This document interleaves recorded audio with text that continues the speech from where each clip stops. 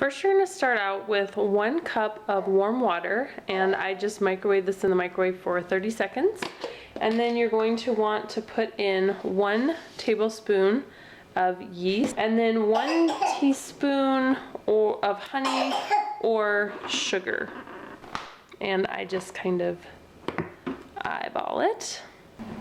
And then just take a fork and just kind of whisk that until the yeast is dissolved. And then you're just gonna let that sit for about 5 to 10 minutes until it starts to foam up, and that'll help tell you if your yeast is fresh or not.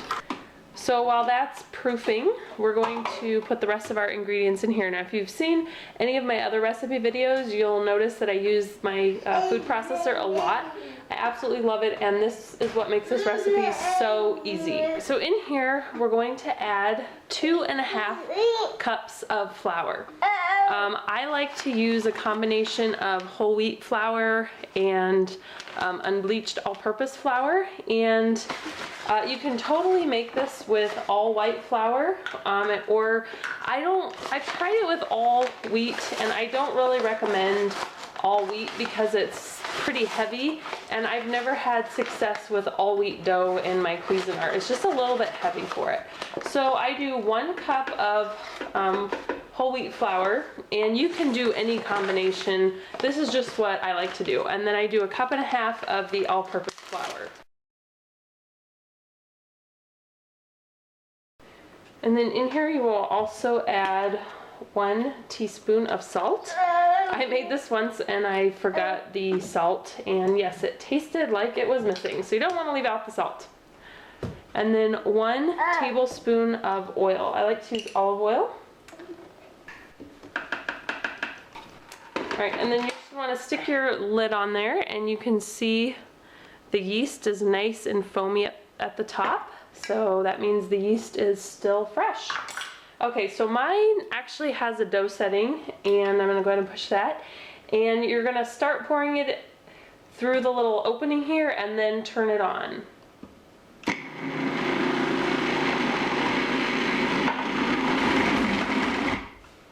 Okay, I've let that knead for about 1.5 minutes.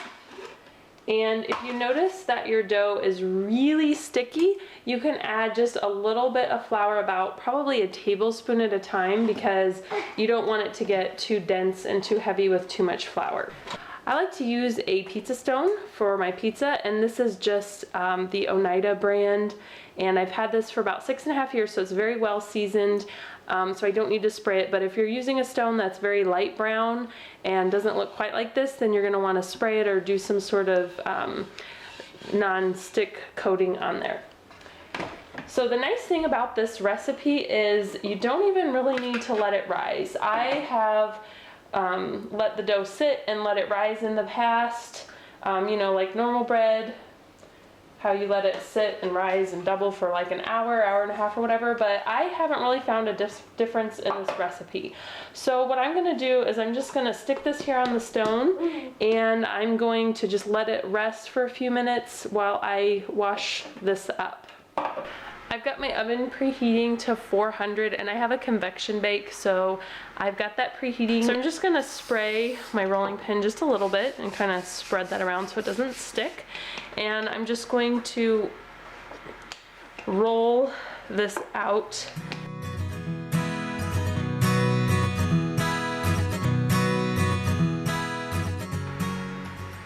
Alright, now that I have it all rolled out very evenly, I'm just going to take a fork and I'm just going to poke some holes. And now it's ready to put the toppings on. Now you can get all fancy and make your own homemade sauce, but I'm just using some of this tomato basil pasta sauce that we had earlier in the week. We just had spaghetti, and so I didn't use the whole jar, and I just stuck it in the refrigerator because I knew we were having pizza later this week.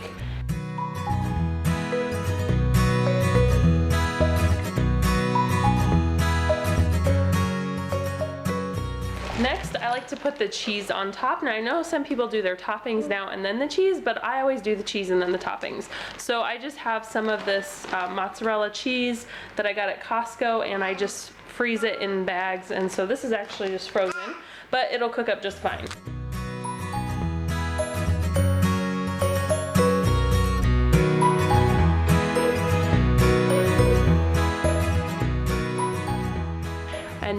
it's time for the toppings.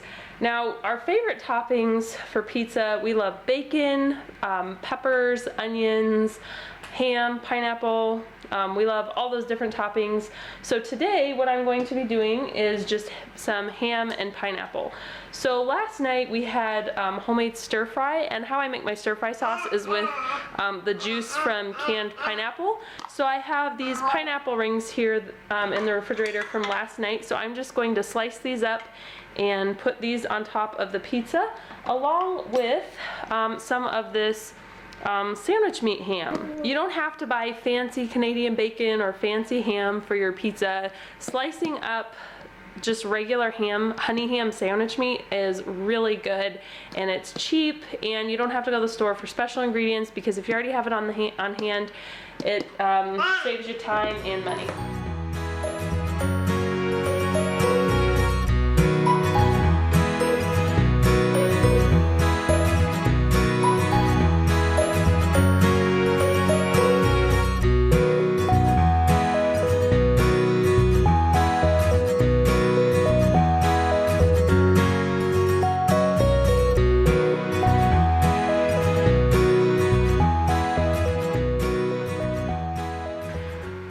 Alright, now it's ready to go in the oven.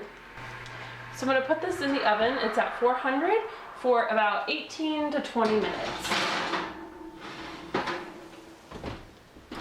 While that's cooking, I am going to clean up my mess here. So the pizza is all done, and I'm going to show you a secret to get a really crispy, delicious top. So you can see it's kind of brown around the edges, but the middle is not really browned. So what I do is I stick it in the broiler. So I'm just going to move it up to this top rack, and you want to make sure that you watch this very carefully. So I'm just going to stick my broiler on, and it's already super hot in there, and it's only going to take maybe 45 seconds to a minute, so you don't want to take your eyes off of it. Watch it very closely because it'll burn very quickly. Look at that, I just pulled it out of the broiler. The cheese is all crispy and golden brown. Oh, it looks so good. So I hope you enjoyed this video on how to make this super easy pizza dough recipe. Let me know if you give it a try, and let me know what your favorite pizza toppings are. Give this video a thumbs up if you liked it, and don't forget to subscribe for more videos. Thanks for watching.